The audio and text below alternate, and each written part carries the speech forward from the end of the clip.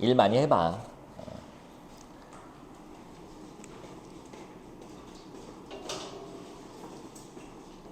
돌잔치 MC 하다가 이건 좀 아닌 것 같아서 그만두고 교수 해보겠다고 대학원에서 공부하다가 그것도 아닌 것 같은 거야. 그래서 어씨 나는 뭐 먹고 살지 했는데 생각해보니까 지금 두 개 짬뽕된 일하고 있는 것 같아.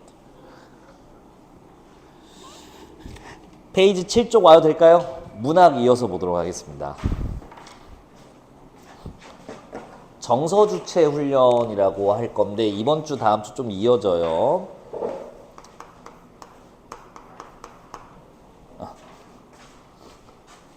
집에서는 죽어도 녹차 안 먹는데 꼭 학원 오면 하나 먹어야 될 것 같은 기분 들지 않습니까? 저도 그래요. 왠지 안 먹으면 손해인 것 같고. 정서 찾을 겁니다. 문학에서 시에서 정서를 찾는 건 기본적이고 계속 강조 드렸을 거예요. 정서 찾는 방법 한번 말씀드려 볼까요? 했던 겁니다. 직접 얘기해 주는 경우가 있어요. 나는 서글프다. 이분 서글픈 거예요. 정서 찾는 방법, 직접 제시하는 방법이 있고요. 아니면 상황을 통해 추측하는 것도 있어요. 아니면 태도나 말투, 어조라고도 합니다. 이걸 통해서 추론하는 게 가능합니다. 요거는 우리가 기본적으로 했던 것들이고요. 오늘 할 거는 뭐냐면요. 이 정서의 주체를 판단하는 거예요. 주체, 알겠어. 이 마음 있구나. 근데 이 마음이 시에서 말하는 존재인 화자가 갖고 있는가? 아니면 화자가 아닌 다른 존재, 즉 대상이 가지고 있는 정서인가? 이걸 구분하는 문제가 자주 출현합니다. 이번 주 다음 주 좀 이어져요. 오늘은 조금 쉬운 걸로 해볼게. 자, 정서 찾는 건 기본. 정서를 추론하는 거야. 이 단서들을 통해서. 근데 이 정서가 어떤 존재가 가지고 있는 정서인지 그것까지 판정해줘야 오늘 문제를 풀 수 있게 됩니다. 7쪽 보고 계실까요? 시 한번 보도록 할게요. 같이 볼게요. 이거 야 그냥 아니다 같이 하자 3학년 건데. 자, 시시 내가 읽어볼게. 너무도 여러 겹의 마음을 가진 그 복숭아 나무 곁으로 나는 왠지 가까이 가고 싶지 않았습니다. 자, 화자 나왔어요. 화자 심리 보이세요?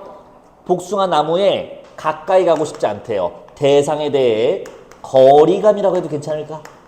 가까이 가고 싶지 않아. 별로 친해지고 싶지 않아. 대상은 지금 복숭아 나무고요.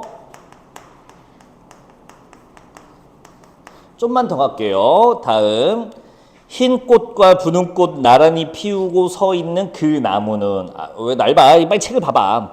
그 나무는 아마 사람이 앉지 못할 그늘을 가졌을 거라고 멀리로만 지나쳤을 뿐입니다. 화자의 태도가 나오네요. 바뀐 건 없습니다. 이 복숭아 나무가 사람이 못 앉는 데인가 보다. 흰 꽃과 분홍 꽃을 가져 흰색 분홍색이 있는데 사람이 앉지 않는다. 멀리 지나쳤을 뿐. 태도죠. 화자의 정서 바뀌었나요? 계속 유지되죠. 거리감이야. 대상이랑 친해지고 싶지 않은 거리감을 계속 두고 있어요. 여기까지. 다음 C 묶음이야. 흰 꽃과 분홍 꽃 사이에 수천의 빛깔이 있다는 것을 나는 그 나무를 보고 멀리서 알았습니다. 눈부셔 알았습니다. 잠시만요. 지금 알았다고 한 거는 수천의 빛깔이에요. 위에 잠깐 B 파트 다시 보세요. 그때는 이 나무를 무슨 색의 꽃이 있다고 봤어요? 흰 꽃, 분홍 꽃이었죠. 근데 지금 C 파트에서 세 번째 파트에서 수천의 빛깔이 있다는 걸 알았는데 그냥 안 게 아니야. 눈부셔 알았대요. 그러니까 무언가 충격적으로 새롭게 알게 된 사실이구나라고 보여요. 아직 근데 정서가 바뀌었는지 안 바뀌었는지는 아직은 모릅니다. 자, 다음 D 파트 가볼게요. 피우고 싶은 꽃빛이 너무 많은 그 나무는 그래서 외로웠을 것이지만, 여러분들 외로웠을 할 때 여기다 밑줄 쳐보세요. 외로움은 정서가 직접 제시됐거든요. 이제 물어볼게. 이 외로움은 화자가 누리는 정서로 갈래? 대상이 갖고 있는 정서로 갈래? 판정하셔야 돼요. 누구? 대상. 잘했어요. 이거는 화자가 생각했을 때 저 복숭아 나무가 가졌을 정서예요. 여기다 배정했어야 됐습니다. 외로웠을 것이라는 거는 화자가 생각한 대상의 정서예요. 화자가 외롭다 하면 그냥 틀린 거예요. 이런 식으로 문제가 출제됩니다. 이해됐을까요? 메커니즘 좀만 더 읽어볼게요.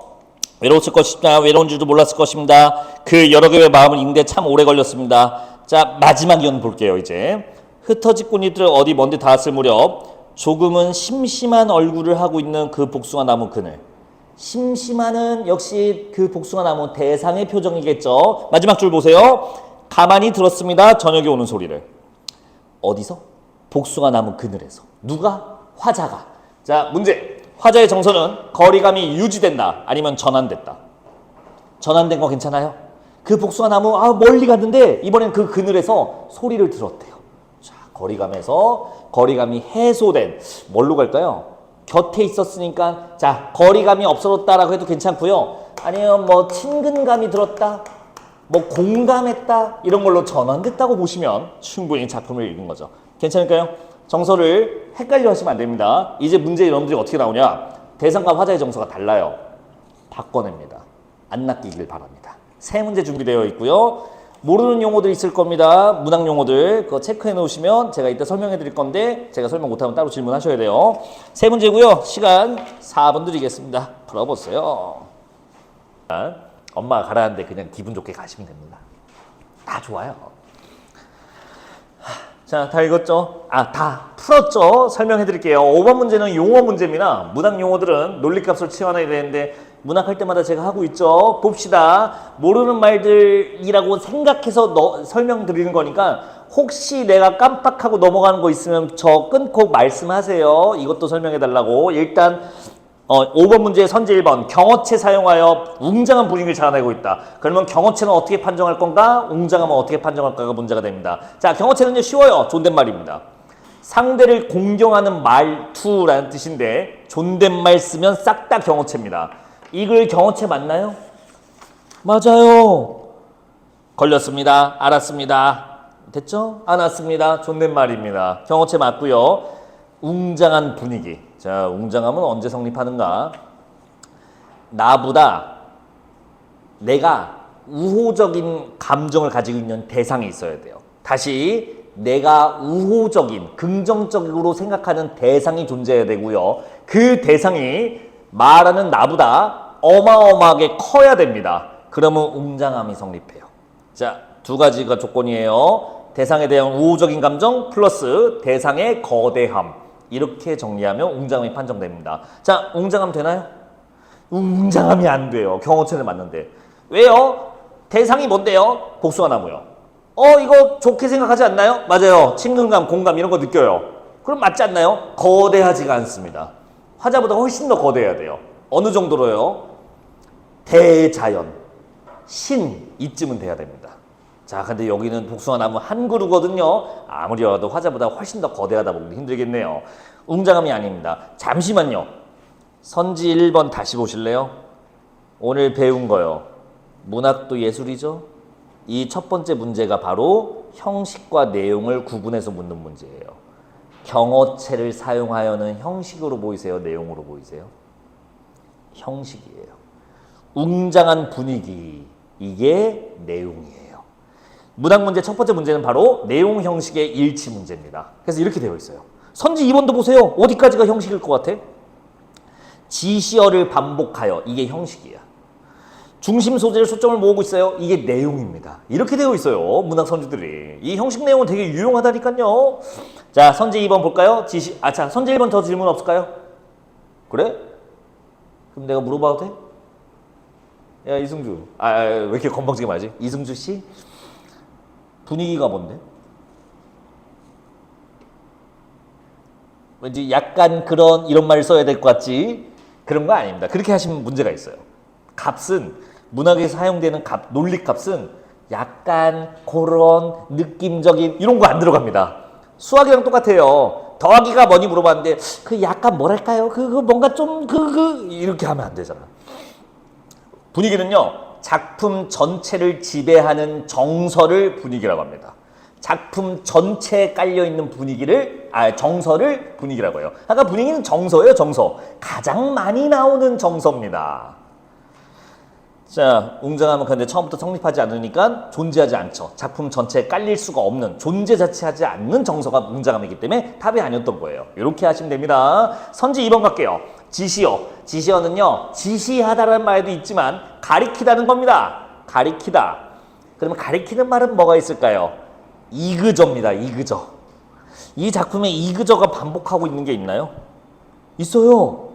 그 복숭아 나무, 그 나무, 그 여러 겹의 마음. 예, 그라는 말이 반복되네요. 이게 지시어였어요. 그리고 중심 소재로 초점을 모으고 있다는 건데, 중심 소재요. 이 작품에서 가장 주요, 많이 다루고 있는 대상을 중심 소재라고 합니다. 가장 많이 다루는 대상이 뭐죠? 대상이 하나밖에 없어요, 근데. 복숭아 나무요. 그라는 말이 가리킨 게 다 뭐였죠? 그 복숭아 나무, 그 나무, 그 마음. 네, 모두 다 복숭아 나무입니다. 여기다가 초점을 모으고 있어요. 답 2번 나오게 되네요. 이렇게 푸는 거였네. 나머지 선지도 보겠습니다. 선지 3번 도치. 놀랍게도 여러분들은 도치를 영어 시간에 배워왔다고 하더라고요. 도치, 말의 순서를 바꿨다는 뜻입니다. 이 작품에 도치 있을까요? 있어요. 마지막에 있었어요. 가만히 들었습니다. 저녁이 오는 소리를. 이렇게 하면서 끝났잖아. 이거 도치야. 도치인지 빨리 판단하는 방법 뭔지 아세요? 문장이 끝났는데 영어 버전을 얘기해 줄게. 동사로 끝나지 않으면 도치일 확률이 높아요. 보통 우리나라 문장 어순상 동사, 형용사 같은 서술어로 마무리 지어야 되는데 보시다시피 저녁에 오는 소리를 이렇게 끝났다고. 그럼 도치일 확률이 굉장히 높습니다. 서술어 동사가 어딘가에 빠져 있다는 뜻이에요. 문장 순서가 바뀌었다는 거죠. 그래서 3번 도치 맞습니다. 하지만 답이 아닌 이유 긴박성 때문에 그렇습니다. 여러분들 긴박성, 긴박하다라는 말로도 하는데 이거 무슨 뜻일까요? 긴박하다. 긴박하다는요. 두 가지로 패턴을 나눌 수 있습니다. 잘 보세요. 해둬야 돼. 나중에 느낌적으로 풀다가 느낌으로 틀려. 긴박하다라는 건요. 첫 번째. 아유 쓸데가 없다. 오늘 중3이니까 한자 좀 써도 되죠? 생사기로를 말합니다. 설명해 드릴게요. 삶과 죽음의 갈림길이라는 뜻이야. 사느냐 죽느냐. 아유 너무 어렵게 말했나? 뒤질 수도 있는 상황이요. 죽을 수도 있는 상황.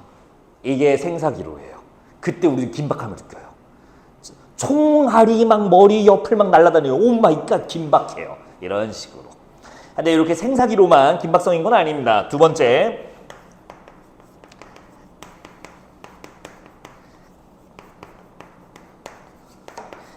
가치관 훼손 위기에서도 긴박성이 발동합니다. 가치관 훼손 위기요. 자, 가치관은요, 내가 중요하다고 생각하는 생각을 가치관이라 해요. 스스로 중요하다고 생각하는, 이거, 가치관 훼손 위기. 제 필기에 너무 주목하지 마세요. 이게 사람 글씨입니까? 잘 듣고 이해해봐. 가치관 훼손 위기. 근데 가치관이 사람마다 중요하다고 생각하는 것, 이게 가치관이에요. 가치관이 같아요, 달라요? 달라요. 여러분들의 지금 가치관은 뭐예요? 공부 잘하는 거 이쯤 되겠지? 나는 공부 잘하는 게 가치관일까? 안 중요해요. 나는 이제 수능 안 볼 거야. 전 돈 많이 버는 거예요. 이렇게 된다고. 우수병은 돈 많이 버는 다 비슷하겠다. 가치관 훼손. 그러니까 내가 중요하다고 생각하는 게 지금 훼손, 어기게 될 수 있는 위기가 생기면, 그리고 이 가치관이 크면 클수록 긴박함이 커져요. 자, 봅시다. 이승주 씨가 엄청 오늘 갑자기 선생님 그래서 왜? 저 목말라서 그런데 물 좀 먹고 올게요.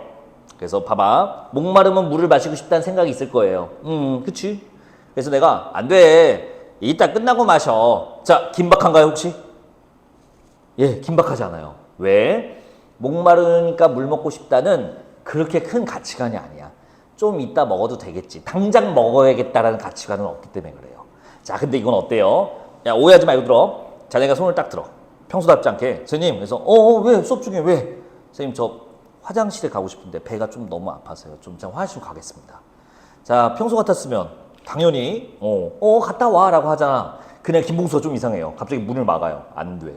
절대 안 돼. 이 수업 다 끝나고 가야 돼. 1시간 뒤에 가야 돼. 근데 배가 아파와요. 많이 안 좋아. 지금 급해. 선생님 저 지금 가야 될 것 같은데요. 자, 김봉수 사람 오늘 그날따라 좀 이상해요. 절대 안 됨. 어때요? 좀 긴박한가요? 손에서 땀이 나기 시작합니다. 긴박해요. 왜? 다른 사람들 앞에서 배변하는 모습을 보여주고 싶지 않은 거는 인간의 아주 중요한 가치관이거든요. 이게 지금 훼손당할 위기인 거야. 그때는 위기가 느껴져요.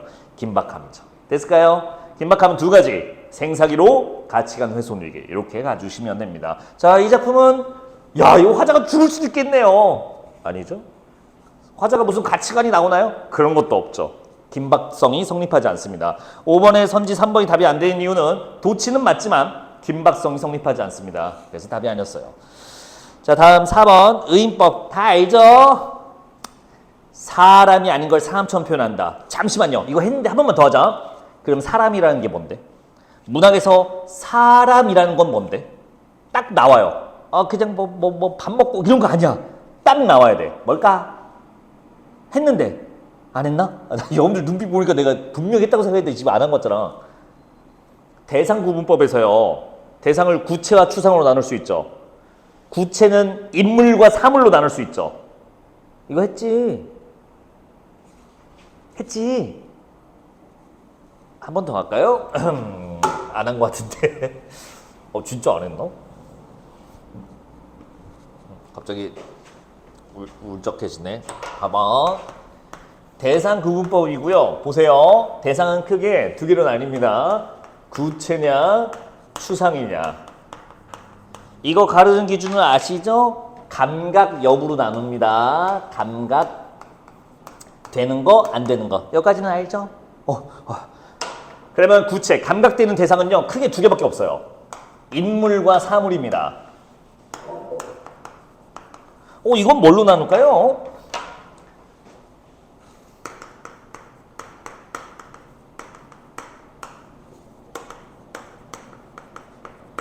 정신적 행위를 할 수 있으면 관념, 의지, 각오, 마음, 기분, 관념적인 것들이요.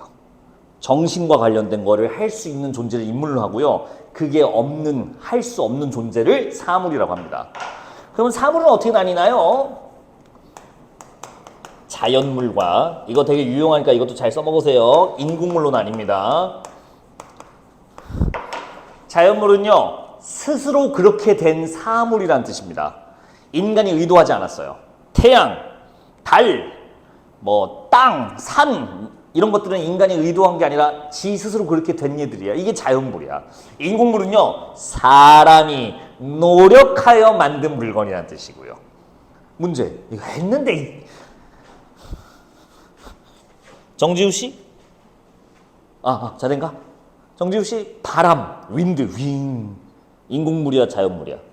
자연물. 윙, 캐리어, 에어컨, 윙. 인공물, 자연물. 바로 바뀌었네. 근데 잘했어요. 밖에서 부는 바람은 인간이 만든 거야? 아니지. 이거는 지구 자연 원리에 따라 움직이는 거잖아. 이건 자연물이야. 근데 이거 인간이 만든 건가요? 이 바람? 인간이 의도해서 만든 바람이죠. 그러니까 이건 인공물인 거야. 그래서 바람이면 자연이에요. 이런 게 아니라 인간이 만들었는지 의도했는지 아닌지에 따라 달라집니다. 됐죠? 자, 근데 의인법이란 무엇이냐? 이런 자연물과 인공물을 포함한 사물이 마치 사람처럼 이걸 가지고 있게 표현하면 그걸 의인법이라고 해요. 이게 의인법의 정의예요. 사람처럼 표현하다. 이거 너무 중학교 버전이야. 의인법, 정서, 관념 따위를 갖지 못하는 사물이 그걸 가진 존재로 설정하면 의인법이다라고 하시면 됩니다. 자, 복숭아나무. 인물이야, 사물이야? 사물이지. 설마. 근데 다 죽었네. 야, 여기 아까 마음속에서 떠올려봐. 아까 대상. 여기다.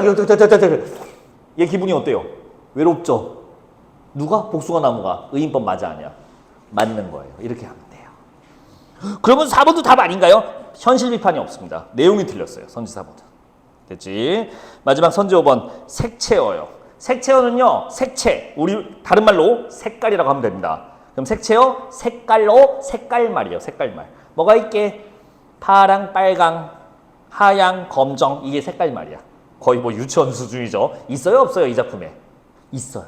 흰, 분홍. 이 정도면 충분히 색채어죠. 하지만 답이 아닌 이유는 신화 세계에 대한 동경. 신화가 없습니다. 갑자기 신화가 왜 나와? 땡. 자, 답 설명 다 한 것 같고요. 6번 봅시다. 여러분들 6번의 선지 4번 답만 볼게요. 이건 6번의 선지 4번 봐봐. D는 대상에 대한 새로운 이해가 나타난 부분으로 그중 피우고 싶은 꽃빛은 밑줄 화자가 외로움을 이겨낸 빨리. 자, 이게 왜 답인지 보이시죠? 화자가 외롭나요? 아니요. 그건 복숭아나무 얘기예요. 정서를 이렇게 혼동해 놓는 겁니다. 이런 거 안 틀리시면 좋겠어요. 어떻게 출제되는지 알겠죠? 7번 볼게요. 7번은 일단 기억만 봐도 답이 대충 보이는데요. 답 5번부터 볼까요? 기억은 곁에 있는 복숭아나무에 대한 친밀감. 난 친근감이라 했는데 친밀감. 뭐 같은 말이죠. 괜찮죠? A는 밤나무에 대한 필자의 그리움을 강화한다. 그리움이라는 거는 두 가지 조건을 성립해요. 그리움. 첫 번째, 현재 부재. 나 이런 용어 써도 되지. 부재가 뭔지 알지? 없다. 현재 부재예요. 근데 생각함. 현재 부재 그러나 생각함. 이게 그리움의 조건이에요. 자, 밤나무 어때요? 현재. 없죠? 그리고 그거에 대한 생각하고 있죠? 그리움이라고 해도 되겠죠? 그러니까 답이 5번인 거야. 3번 고른 사람 빨리 얘기하세요. 이게 오답률이야. 3번이. 빨리 3번 고르신 분? 100방 있는데? 그래? 그러면 다 3번 안 골랐네. A 저거 맞아요? 3번에 자 보세요. 기억은 화자가 복숭아나무에 대해 사색의 장소고 이거 맞다고 볼 수 있어요. 복숭아나무 곁에서 소리를 자세히 가만히 들었으니까 깊이 생각하다라는 뜻을 가진 사색 나쁘지 않습니다. 억지로 들어가요. 근데 A가 어떨까요? A는 필자가 밤나무에 대한 글을 썼던 장소이다. 이거 어때? 틀려 맞아. 이것도 맞지 않나요? 틀리다는 말이 저기 첫 줄에 있습니다. 이 보기 첫 줄이요. 볼까요? 보기 첫 줄. 내 창작도 태반은 여기서 되었다. 여기가 어디죠? 밤나무야. 밤나무 그늘이야. 직접 이 철학자를 두고 짜여진 것은 아직 한 편도 없으나 여러분들 이 철학자가 누구죠? 뭐죠? 밤나무죠. 밤나무를 두고 쓴 글은 한 편도 없다. 그러니까 틀렸죠. 3번 답이 아니었습니다. 이것 때문에. 자, 오늘 준비한 수업편에 있는 건 다 봤고요. 시간이 남을 것 같았어요. 그래서 오늘 56쪽으로 한번 와도록 하겠습니다.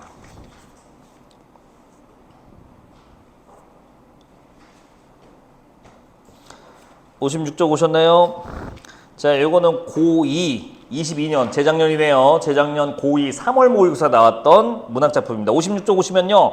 8번 말고요. 이거 오늘 적용했으면 꼭 해봐. 야, 내가 부탁 좀 할게. 오늘 독서지문 적용 문제를 내가 2개나 넣어놨어. 1번부터 8번까지 2세트거든요. 독서지문이. 오늘 배운 내용 형식 써먹으면 진짜 쉽게 풀려요.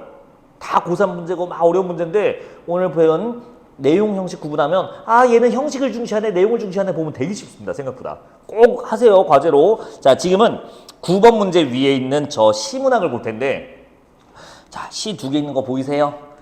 가작품 혹시 뭔지 아시겠어요? 모르면 죽어야죠. 지금 봤는데 나는 처음 보실 겁니다. 자, 나는 여러분들이 지금 순수한 힘으로 한번 읽어보시고요. 문제가 10번, 11번 두 문제짜리입니다. 9번까지 하면 세 문제짜리네요. 제가 시간 좀 재드릴 테니까 요거 한번 도전해 보세요. 할 수 있는가? 자, 4분 드릴게요. 잘 맞추는 기준이 되는 거죠. 그래서 아는 만큼 보입니다. 수능은 너무 먼 얘기인가? 근데 수능에서 국어가 100점 나오면 무슨 일이 벌어지는 줄 아세요? 다른 과목이 1등급이 아니어도 서울대에 갈 수 있습니다. 왜요? 100분위 제도이기 때문에 1등급 커트라인이 80점대래요. 지금 수능 국어가. 남들이 89점으로 1등급 나오는 시험에서 86점, 83점에서 1등급이 나오는 시험이 내가 거기서 100점을 맞았다? 그러면 100분위가 다른 1등급하고 다르게 훨씬 더 높아요. 등급제가 아니라 100분위제예요. 수능은. 훨씬 더 유리합니다. 제가 요거 덕을 좀 봤어요. 제가 수학이 1등급이 아닌데 대학 갔잖아. 아직은 먼 얘기니까 학교 공부에 좀 대비해보자고요. 자, 같이 봅시다. 나 작품 보니까 이번에는 잔디가 나오는데요. 저 니은 밑줄만 봐도 될까요? 잔디가 모두 죽은 게요. 니은 밑줄 볼게요. 멀리서도 보였다. 잔디가 죽은 것도 멀리서도 보였다. 여러분들 아까 저기 멀리로만 지나쳤다라고 하는 가작품 그 복숭아 나무 곁으로라는 시에서의 멀리로와 이 니은의 멀리로는 느낌이 확 다르죠. 앞에 있는 멀리로만 지나쳐갔다. 거리감이 느껴져요. 근데 이 니은은요. 얘를 죽은 게 아이고 내가 멀리 있지만 제 줄을 죽은 게 다 보여. 이건 관심이 느껴지지 않나요? 그럼 마지막 문제 답이 쉽게 나옵니다. 11번부터 보세요. 다음 장 11번 보시면 답은 5번이 나오게 되는 겁니다. 괜찮을까요? 이제 나머지 문제 처리해 볼게요. 여러분들 한 세트 더 해야 될 것 같습니다. 9번 볼게요. 가나의 표현상 공통점인데 선지 1번 색채어. 괜찮은데? 색채어 아까 보고 왔죠? 나에는 있나요? 푸른 잔디, 푸른 이 정도면 색채어죠. 자, 그리고 오른쪽 보세요. 색채 활용해서 대상의 모습을 구체화하고 있다는데 보세요. 구체화. 여기도 써있네. 구체로 되었다. 구체가 되었다. 구체로 만들었다는 뜻인데 구체가 뭐죠? 저기 있네. 감각할 수 있는 거죠. 잠깐만요. 색채어는 무조건 구체다. 맞아, 아니야? 맞아요. 감각 중에 무슨 감각이야? 색채어는 시각적 감각으로 무조건 판정되잖아. 그러면 색채어만 사용했으면 무조건 구체하다. 맞는 말인 거야. 그러면 색채어만 찾으면 되네요. 있네요. 답 1번. 이렇게 나오게 되는 거죠. 나머지 왜 아닌지 봅시다. 선지 2번. 서리법이요. 오늘 서리법 얘기 안 했는데 저번에 했었죠? 겉은 형식은 의문문으로 되어 있지만 그 안에 내용은 의문문이 아닌 거예요. 자, 그러면 뭘 먼저 따져야 돼요? 의문문이 있는지 없는지부터 찾아야 되는데 우리가 아까 보고 온 가작품 복숭아 나무 곁에서는 의문문 자체가 없습니다. 그러면 서리법도 역시 성립할 수가 없죠. 더 볼 것도 없죠? 2번 X. 3번 경어체 또 나오니까 이거 반갑군요. 예. 나는 경어체가 아니죠. 나는 반말이죠. 패스. 형식에서 이게 답이 갈리면 내용 볼 필요가 없어요. 선지 4번 후각적 심상. 냄새가 가에 있었나요? 없었죠. 나에만 있어요. 싱싱한 풀꽃 냄새. 하지만 가에는 냄새를 의미하는 후각적 이미지가 존재하지 않습니다. 4번 크스탑 아니고요. 5번 상승하강인데요. 자, 상승하강 이미지 많이 만나게 될 거예요. 상승하강은 무슨 감각으로 인지할 수 있을까? 자, 직접 보시면 됩니다. 상승하는 거 동의? 하강하는 거 동의? 지금 님들 뭘로 알았어요? 이거 상승하강? 시각으로 알았죠? 그럼 시각적 이미지 중에 위아래에 움직임이 있는 걸로 상승하강 이미지를 판정하는 거예요. 근데 가는 상승이 있어요? 하강이 있어요? 그런 움직임은 없죠? 끝이에요. 더 볼 것도 없어요. 그래서 답 1번 골라줬으면 됐습니다. 10번 문제가 이제 제일 어려웠을 겁니다. 답은 3번이래요. C가 왜 틀렸는지 볼게요. 외로운 줄도 몰랐을 거야 라고 인식을 했대요, 화자가. 근데 욕심을 버리고 다른 삶을 위해 자신을 희생하는 타인의 모습을 인식하게 됨. 욕심을 버리는 타인을 인식했대요. 복숭아 나무가 욕심을 버렸군요. 여러분들 복숭아 나무에서 그런 걸 찾을 수 있을까요? 없어요. 복숭아 나무는 두 가지 흰색 분홍꽃만 아니라 수천의 빛깔이 있는 나무. 그때부터 인식이 와, 너 대단하다라고 한 거잖아요. 딱히 다른 사람을 위한 행동이 수천의 빛깔과 연결할 이유가 전혀 없습니다. 3번 답이에요. 이거 어려웠죠. 잘 생각해 보세요. 그러니까 대충 좋은 거다라고 하면 틀려요. 이런 것들. 좋은데 왜 좋은지를 봐야 돼요. 해설 참고하시고요. 하나 더 합시다. 바로 옆에 12번부터 14번까지 똑같이 세 문제입니다. 가작품 아시나요? 왜 다 죽으려고 그래. 나는 처음 보시죠. 이거 조금 어렵습니다. 그래도 해보자고요.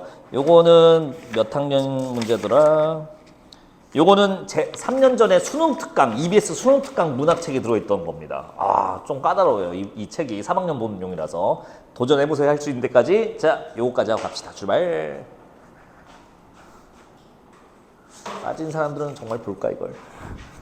공간감적 심상은 알고 계신 분도 있고 모르시는 분도 계시겠지만 오늘 공부할 건 아닙니다. 너무 스트레스 받지 마시고요. 다만 간단하게 오늘 문제 해설용으로만 간단하게 설명드리면 공간감적 심상은 조만간 또 배울 겁니다. 따로 날 잡아서 하나의 감각을 다른 감각으로 바꾸는 겁니다. 그게 공감각이에요. 공감각이 아니라 공감각이라고 합니다. 감각을 공유하는 거예요. 전환시킴으로써. 뭐가 있을까요? 이런 거가 있겠죠. 뭐가 있지? 파란 종소리 이런 거 어때요? 파란 종소리. 종소리는 누가 봐도 귀로 들을 수 있는 청각적 정보인데 파랗다고 했어요. 그러니까 청각을 지 맘대로 시인 지 맘대로 눈으로 보이는 것처럼 시각으로 바꿔버린 거예요. 이런 것들을 공감각이라고 한다고 합니다. 나중에 또 훈련해보자고요. 일단은 자 12번 보도록 할게요. 12번에 1번 고르신 분은 없을 겁니다. 왜냐면 서리법 아닌 거 가 보고 왔거든요. 답은 2번이었어요, 님들아. 선지 2번 볼게요. 가와 나 모두 대상의 외양적 특성을 얘기하는데 외양이 뭘까요? 외양. 바깥 모양이란 뜻입니다. 바깥 모양이 뭔데요? 시각적 이미지를 말합니다. 시각 정보를 말해요. 자, 그러면 대상의 외양 특징 때문에 화자의 인식과 태도가 변화한 계기가 작용했다. 이렇게 되어 있네요. 가에서 화자의 정서는 왜 바뀌었죠? 수천의 빛깔이 있는 걸 알고서 바뀌었습니다. 가에서. 수천의 빛깔은 무슨 감각 정보야? 시각 정보 맞죠? 외양 정보 맞아요. 바깥 모양이니까 색깔이면 일단 가는 괜찮습니다. 그리고 나는요. 이렇게 써 있어요. 평발 밑으로 쳐져 내린 등꽃 송이를 보고 난 그 후부터다. 뭐가? 자기 마음에 기쁨 같은 슬픔 같은 물결이 흐른 때가. 이렇게 되어 있어요. 기쁨과 슬픔이 섞여 있는 심리가 나타난 게 저걸 보고 난 후래요. 근데 뭐였어요? 밑으로 쳐져 내린 등꽃 송이를 보고 나서 바뀌었대요. 자, 밑으로 쳐져 내려 있는 꽃송이 시각 정보 맞죠? 이 정도면. 꽃이 아래로 쳐져서 펼쳐져 있으니까. 둘 다 외양에 따라서 화자의 심리가 변하거나 발동하게 됩니다. 답 2번이 이렇게 해서 나와요. 확 어렵죠? 우리가 나중에 공부 많이 해서 이런 것까지 풀어보자고요. 13번은 자, 요거는 그냥 여러분들이 해설 참고하셔야 될 것 같아요. 지금 설명하기에는 시간이 너무 없고 불가능한데 답만 그냥 가볍게 보면요. 선지 4번 이렇게 되어 있어요. 4번 보시면 디귿은 좋은 꽃에 파란 옥빛이 나타내는 시각적 이미지를 청각적 이미지로 전이시켰다. 와, 환장하죠. 뭔 말인가? 어려울 거 없고요. 저 은은한 소리가 뭔지 보니까요. 파란 옥빛 뭐냐면 좋은 꽃이 지금 옥빛 구슬로 표현돼서 그 꽃이 펼쳐져 있는 모습을 이런 식으로 지금 표현한 건데 자, 누가 봐도 지금 계속 등꽃이라는 걸 설명하고 있어요. 꽃, 펴져 있는 꽃. 아까도 말했지만 외양에서 나왔지만 꽃이 여기에 펼쳐져 있는 거는 시각적 정보예요. 근데 이 꽃이 펼쳐진 거를 뭐라고 말했냐면 은은한 소리라고 표현했다고. 눈으로 보이는 이 꽃을 펴 있는 꽃을 소리라고 말하는 순간 시각을 청각으로 작가가 바꿔버린 겁니다. 이런 것도 공감각이 들어간대요. 나중에 훈련해 봅시다. 오늘은 그냥 이렇게만 봐주세요. 14번은 우리 이제 세 번째 보는 건데 맞출 수 있지 않았을까? 어렵지만 선지 뭐야 이거? 채점해본 이거 3번인가요? 혹시 채점하신 분 다? 선지 3번에요. 세 번째 주 보니까요. 상대방에 대한 비판. 갑자기 비판이 왜 나와요? 딱히 외로울 줄도 몰랐을 거야 라고 한 거는 이때는 비판한 게 아니죠. 이미 대상에 대해 정서가 거리감이 아니라 친근감, 친밀감으로 전환된 상태이기 때문에 비판적으로 할 이유가 전혀 없습니다. 심리가 전환됐다는 걸 봤다면 맞출 수 있죠. 자, 일단 오늘 여기까지입니다. 고생하셨고요. 과제 내실 분들 내세요. 오희하고.